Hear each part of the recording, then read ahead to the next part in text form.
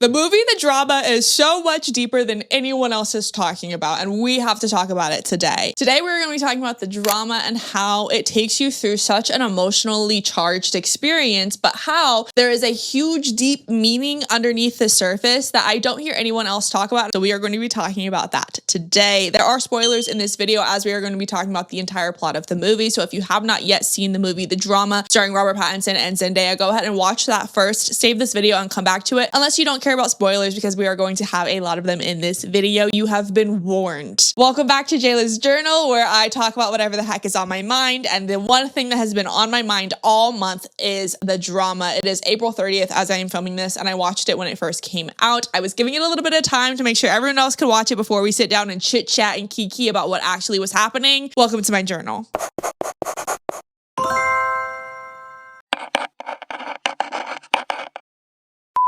Watching the movie starring Robert Pattinson and Zendaya took the viewer through such an emotional experience. You saw how they met, you saw their relationship, you saw them go through trials, and then you saw them culminate in this resolution at the end. We are going to be talking about all of it. So to understand the movie, I really want to go through and watch the trailer. It does kind of give some spoilers already, but nothing too crazy. So we're going to get into watching the trailer together. Ready and turn. Nice. The wedding is this Saturday. What stories are you gonna do? What do you mean, my speech? Yeah. Are you gonna use the first time we met? Yes. Okay, what about the first date? Yeah, of course. Fuck! You don't have to do a speech. So you're saying Charlie is your first Love? Yeah. first love or your first crush? Both, I think. Wait, is that insane? At 30? So I want to say this thing about her laugh. You know how it's very cute, but it's also kind of repulsive even. All right, so before we got married, we did this thing where we said the worst thing we've ever done. Okay. I'll tell mine if we all do it. Promise? What did you do? This dog. Beer bottles and porn. You left him there overnight. Yeah. What's the worst thing I've ever done? Okay, Are you serious? I'm sorry. I'm gonna order an Uber. Emma, what the fuck? Am I sensing some nerves? Remember, you know each other really well. You have to stop thinking about it. Can't just say stop thinking. So you are thinking about it. Oh, for fuck's sake, I am thinking about it now. How can you even trust her? You're being incredibly hypocritical. I never said he was mentally disabled. Yes, you did. You said he was slow. You said he was slow. Okay, so that's enough context to really kind of get the vibe and the tone of the movie. The movie was amazing, and I left the theaters kind of feeling like there's more to this that I'm not actually picking up yet, and I took a couple of weeks to really sit on the plot, and I came to this conclusion that the movie is actually speaking to a really huge part what it is like being biracial here in America. Being biracial here in America speaks to such a specific experience, and I was able to tie that into the movie's plot. But first, I want to get to kind of the nitty-gritty of what the movie was actually about, to give you a recap if you have seen the movie, or if you haven't, to give you all the spoilers that are going to help you understand this video a little bit more. So the movie, The Drama, follows our main characters, Charlie and Emma, who are played by Robert Pattinson and Zendaya, as they are planning their wedding. We get a really close and personal look into their love life together, their relationship dynamics, while also watching them step into a beautiful but emotionally charged season that is wedding planning. Things seem to be going really well. They're a really admirable couple. They seem like they fit super well. They seem passionate and in love, until the scene that we saw in the trailer that literally changes the entire plot of the movie and centers the plot on something completely different. So up until this point, the plot was widely centered on their wedding, their relationship, their love, as you would expect any kind of movie that is talking about wedding planning and a wedding to be on. And then boom, vibe shift, tone shift, and an entire plot shift takes place. This scene starts a couple of glasses of wine in. We have Rachel and Mike, who are the protagonists and main characters' best friends. They end up being the maid of honor and best man at their wedding. So they're really close to this couple, and this couple is married. And so this married couple, Rachel and Mike, bring up the fact that before they got married, they revealed to each other what the worst things they've ever done to each other was. They go around the table and everyone's saying things that are bad, but aren't like insane. They aren't crazy. Reluctantly, they all go around. Rachel admits to the group that she locked a disabled kid in a closet. Mike said that he used his ex-girlfriend as a human shield as they were being attacked by a dog. Charlie says he cyberbullied someone, and then when they get to Emma, I saw this at a drive-in, and me and my girlfriend were like just like holding our breath because we had seen the trailer, and it just leaves so much suspense. And so when they get to Emma, they say, or she says, that she planned a school shooting. Yeah, planned a school shooting. And I was like, oh my gosh, Emma, that's actually horrible. And then she doubles back and was like, oh, but I didn't actually go through with it, yada, yada, yada, right? Rachel gets extremely upset with her because her cousin is disabled and in a wheelchair and paralyzed because of being a victim of a school shooting. And then it just really sets the plot of the movie onto a whole other course in which Charlie is now having to reconcile with the fact that he is literally about to, they are at the end of wedding planning. He is about to marry someone who planned a school shooting. He's trying to see her mindset. He's scared of her. I'm going to show you a clip that also really just portrays where they ended up being right before their wedding when they are meeting with a photographer and getting test shots done for their wedding. This is their energy and kind of how they are navigating this situation as an almost married couple. I think that this scene is absolutely hilarious because I think this movie does a really good job of having the subject matter be very serious, but have the tone still feel kind of lighthearted in a way. So let's watch this scene together. Am I sensing some nerves? Little camera shy? Let's do a little warm up so we're feeling revved up and comfortable for your wedding day. Yeah? All right, let's try it. Let's do a little warm up on our feet. All right, Charlie, move a little closer to your bride-to-be. There you go. What's your favorite thing about Emma? She's beautiful, funny. This is very serious. And she has the best laugh. Okay, good. Emma. I love that he's caring, understanding, and open-minded. Oh. That's good. Okay, so hold on to those thoughts. Don't forget to smile. Okay. Just smile naturally. Yeah, Charlie, just a completely natural smile.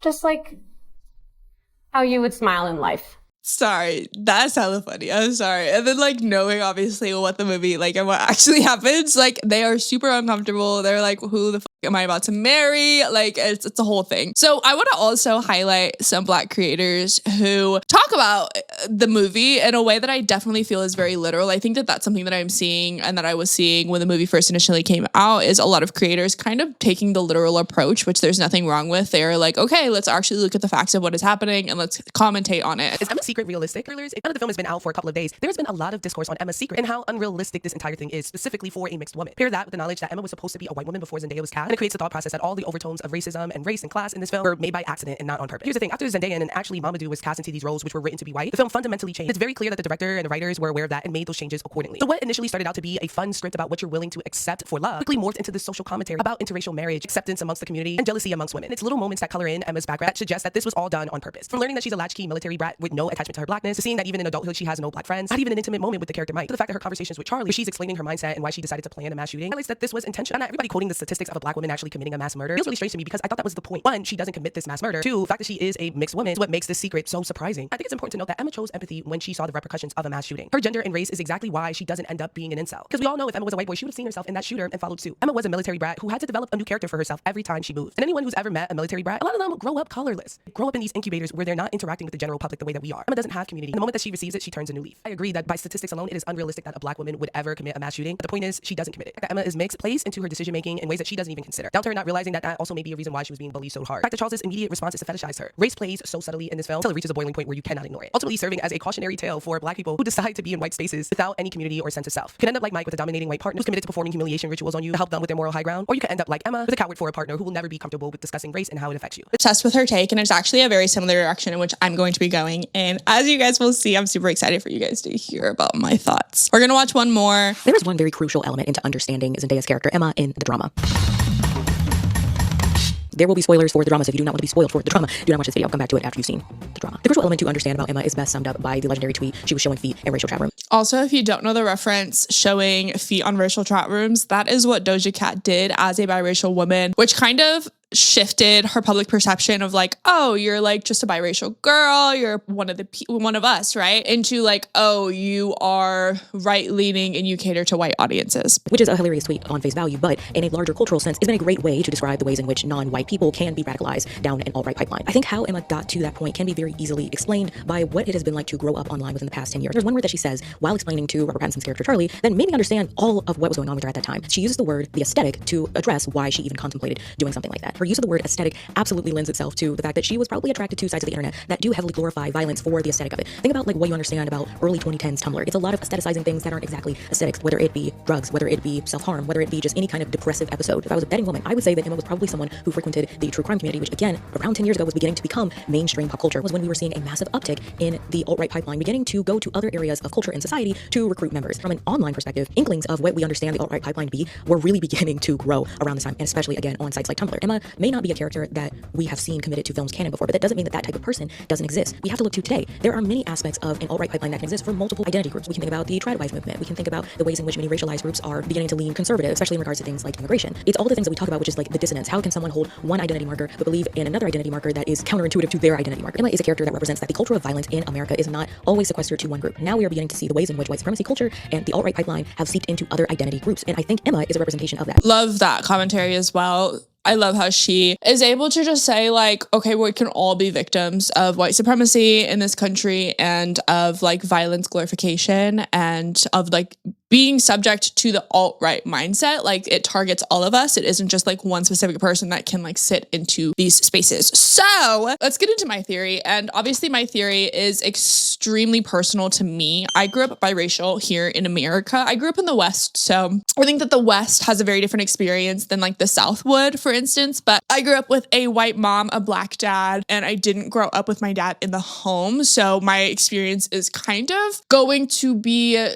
a really big part in why I feel the way that I do about the movie. As someone who had to find her identity as a black woman, not solely by myself, I've had a lot of like black friends and black mentors who have kind of like helped me along my way. But for the most part, as a child, I didn't have very many strong examples of what it meant to be a black woman. And I felt like I always didn't belong. So the take that I have on Zendaya's character arc in this movie that I haven't heard very many people talk about in the exact way that I'm talking about it is the contrast between the two identities that she embodies. So in order to really understand a little bit more about why my take is so valid is because we have to understand that she went from planning a school shooting when she was younger to becoming a gun violence activist. So she has a whole character shift. Her character arc completely flip-flops on itself from being someone that literally is planning a school shooting to being someone who is now advocating against gun violence. So the reason why she didn't go through with the school shooting is because there was another shooting that had happened that day. So we're going to talk about how that connects to my theory as well. But because that shooting didn't happen and there was another shooting that happened that day, that's all people were talking about at her school was like, oh my gosh, there's a shooting that's happening. And then she ends up kind of saying like, that's horrible out loud. And then a boy in her class says, hey, you should join our gun activist group. And then that's how she kind of gets roped into the gun activism. This represents her being a part of two very, very, very opposite communities while just trying to find acceptance. So I believe that her embodying one identity, which is being someone who plans a school shooting, and the other being someone who fights against gun violence, is a great representation of the paradox that it is to be half black and half white here in America. Being biracial, specifically half black and half white here in America today, it's just like being two sides of like polar opposite identities, right? The experience of being white in America comes from privilege. There's a lot of ignorance that exists in white America today. It comes from exploitation and colonization. And the experience of being black is an experience that is rooted in a lot of trauma, oppression, judgment, fear, control, exploitation done by the white side. And so I really believe that Zendaya being biracial in this movie, it has such a deep meaning. Being biracial in America is to always kind of be questioning your identity, to always kind of be in a place of like, I'm not black enough, I'm not white enough. And until you are actually able to do the healing to be able to heal past that, you are never going to feel enough. And I believe that the character arc that she went through is a complete representation of this. It is an example of what it is like to be a split person, what it is like to have one side judged while the other glorified. And so as someone who grew up biracial, I also fought to find my sense of identity that felt like my own. And I believe the movie showcases what it's like to be split between those two worlds. So we have to understand Zendaya's mindset around school shooting, as she did not actually want to commit the acts of violence. And we can see this in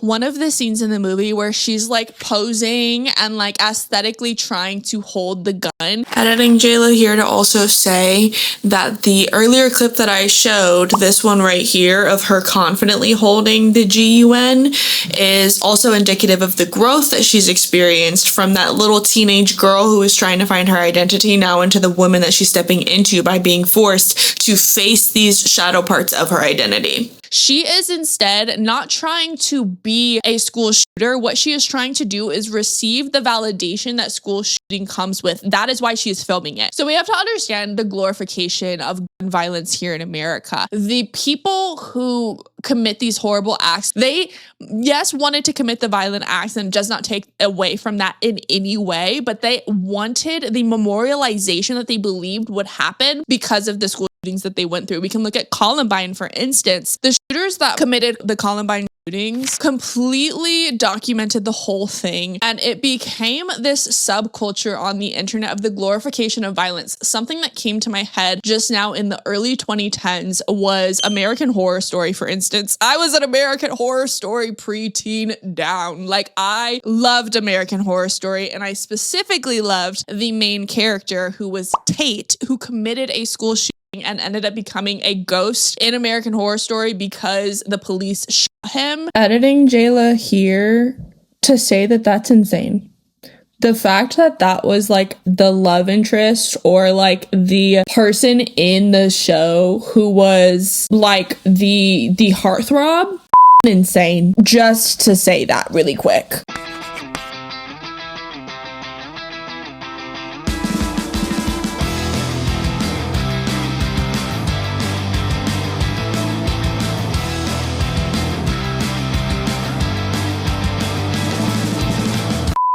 There was this really intense culture of like glorifying violence and people who committed acts of violence. And Zendaya is in my similar generation. And so looking back at what Zendaya's character would have been exposed to at an early age was very similar to what I was exposed to. I grew up on like shows like 13 Reasons Why, and like I said, American Horror Story, and just these shows that really depicted extremely heavy topics. Oh, my light died, you guys. I didn't even know. I didn't have the mental capacity or the cognitive function or the world experience to be able to even identify, okay, this is bad and this is just fiction and this isn't something that I need to glorify. And because of that, I ended up glorifying things that absolutely did not deserve to be glorified in my teen years. And because we kind of grew up with the internet being such a new resource for us, we were exposed to all of these different things. Like, for instance, I remember being like obsessed with like natural disasters and just like 9/11, for instance. Like, I would go down this like completely insane rabbit hole, just like watching the planes hit the towers, watching, like listening to the phone calls, like just things that like a 12 to like 13-year-old really shouldn't be consuming. I was just consuming. The internet was at my fingertips growing up, and it was something that was so new. So our parents didn't really like know how to like navigate internet safety at the time. I remember being like on Omegle, right? Like, we grew up, if you are in my like age range, I'm 25, with like the internet being so new and novice, but like also so established to the point that we could literally find anything that we were searching for. And so I'm obviously not justifying violence or gun violence. I think that it is horrible. But if I can really take a look into Zendaya's character, I think that she was demonized right after she had admitted to the worst thing that she had done. And I don't believe that it is as simple as like black and white. I think that there is so much nuance to her story. And I really believe that her going about trying to plan this was really just her trying to be seen. She also says in the movie that she is a military brat, and I can assume it left her feeling as though she had a loss of identity without the groundedness to be able to actually build up a proper identity. So what she instead did was adopt an identity that she saw glorified online. She was in racial chat rooms. She was in alt-right pipeline community spaces, which I think was just her trying to find a sense of identity. And as a biracial woman here in America, I can speak to the fact that I resonate with that energy, that wanting to find a sense of identity in a world that isn't really built for biracial people. I think the world, at least growing up for me, I never really saw biracial kids. It was never really something that I was super exposed to, specifically in media. I remember growing up, everyone said I looked like Zendaya. We do not look alike, but that just shows the lack of representation of biracial people growing up. It was just very far and few between. And so now we are seeing a lot more biracial kids, and we're being able to kind of find our identities a little bit easier. But I know growing up as a biracial child, it was really hard for me to feel enough of either my Black or my white side. I feel like this is further kind of pinpointed when the only reason she didn't go through with it, the only reason, I can argue that she wouldn't have gone through with it anyways, and that she kind of would have found another reason. But the only reason in the movie that it is stated that she didn't go through with it is because there was another shooting that day. And I think that that pinpoints more to the fact that she didn't want to commit the violence as much as she wanted the attention that would come from committing the violence. Because obviously, if there's 2 shootings in one day, this sounds horrible, so please bear with me, the shootings individually would get less attention. And that's just speaking to a whole other issue in I think the news cycles and like the news trends, and like using horrific events as like a news coverage story, like, and just seeing like the marketing value of horrible events. I think that that speaks to like a wider conversation of like, why are we not actually holding space for like the victims and the traumas that's taking place, and why is it instead a news story and a news cycle? That's a whole other conversation though. But I believe that her being kind of so quick to abandon her original plan, it just shows that she never actually wanted to commit the violence. She was instead someone that was struggling with identity. She was instead a child that didn't know how to feel held and heard in who she was. And so she was trying to fit into a community rather than commit the acts of violence, because if her actual goal was to commit the acts of violence, she would have still went through with it.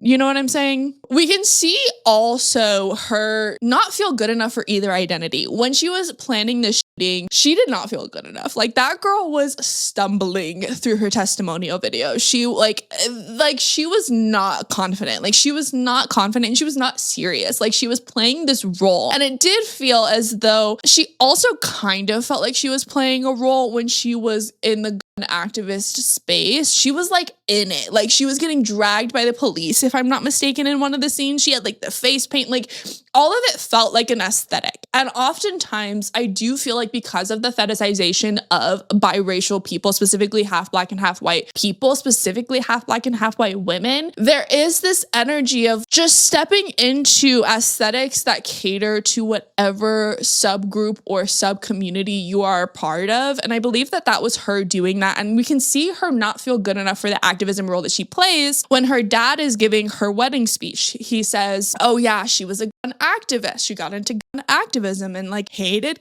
guns, haha. And she like shies away. And yes, this is part of the plot, but I also believe that this kind of shows her inability to feel good enough for either one of the adopted identities that she stands in this movie. To be biracial in America is to be seen as not enough of either part of your racial identity and to kind of be labeled an outsider. And I believe her lack of confidence shows this. And I believe her lack of being able to communicate this trauma and what this felt like is also exemplified by her being surrounded by predominantly a white community, and that the only Black person is not super aligned with Black politics, right? So you can be like culturally Black and racially Black. And I think that there is a difference. And I believe because she needed to feel advocated for in a way that if you are culturally Black, you'd be able to understand, she felt kind of like outcasted when she admitted the worst thing that she's ever done. She did not feel supported. And I think her even adopting this character that fit into white society is also an exemplification of her simply not feeling good enough as a biracial woman in America who is going to be seen as a Black woman. We can see how she's further not being held by her current community in her need to like over explain her childhood traumas in an effort of being accepted by her community as an adult. And like the first commentator that I just highlighted showed or spoke on, her current boyfriend's inability to see the racial trauma that is obviously existing here further shows her having to water herself down in order to be accepted by a community. Also, I completely forgot to mention the part where he cheats on her with a white girl while simultaneously not holding space for her Black experience and the trauma that comes with that. Forgot that part. And her not feeling heard and seen in how her differences and her experiences are different and are going to be different simply because of her race. It exemplifies this narrative that's probably been following her around her whole life, in which she's having to either shrink or perform in certain spaces in order to be accepted. And now here she is almost marrying a white man. And when a white man or any white person is dating a person of color, there is a labor of love that is required to learn about that person's individual racial experience, their racial identities, to learn about their culture and to respect it. And I don't believe she has attracted people who were able to do that for her simply because she is sitting in this consistent identity of not feeling good enough. And if you do not feel good enough, you are never going to attract people who make you feel good enough. My identity as a biracial woman felt like a performance up until a year ago. It was only around a year ago that I was really able to come into connection with who I actually am. And I think that there is this overwhelming sense of pressure that I experienced as a biracial woman, where I felt like I had to either perform being Black or perform being white. And I grew up in a predominantly white area, which really contributed to my like feeling of being an outsider while also simultaneously not feeling good enough. I felt like I was always molding into what everyone else wanted for me and expected from me. And I feel like this is exactly what Zendaya is showing in this movie. I think even just her feeling as though she doesn't deserve someone who understands her individual racial experience is a product of her not being accepted. Her feeling as though she needs to lie about why she's deaf in one ear is her kind of watering herself down in a lot of ways that I don't even believe her character is conscious of. I believe that it was so easy for Zendaya's character to get sucked up into the glorification of gun violence because she was constantly trying to be what everyone else wanted from her outside of her. And if she was in chat rooms that glorified this, it would make sense that she would adopt this kind of behavior. It isn't that she actually desired to harm anyone, it's that the need to fit in and belong somewhere became so strong that she was willing to quite literally sacrifice so much just to achieve it. What she really craved was a sense of purpose, community, and the attention and validation that comes when you find yourself and when you are accepted by a community. She found this eventually in the gun violence activist group, but then lost it again as an adult, where she does not receive the acceptance and love that she deserves in her friendship and her relationship community. This is also solidified by the fact that she has little to no friendship community, and that her maid of honor is Mike's wife, and that her only real sense of community is through Charlie and his relationships. Let me know what you guys thought of this. I had a really, really fun time preparing this. I loved the movie. I want to watch it again as soon as it comes out on any streaming site. Thanks for reading my journal with me. I am signing out. I am a personal life coach. I'm a personal development spiritual life coach. I would love to work with you. If you feel called, go ahead and click the link down below to book a session with me. I have all my other links down below in my link tree. I have Instagram, TikTok. So go ahead and click the link down below to reach out to me and connect with me on all my other platforms. Thank you guys so much for watching. Please like, subscribe, hit the bell for engagement. I love you. Mwah. Signing out.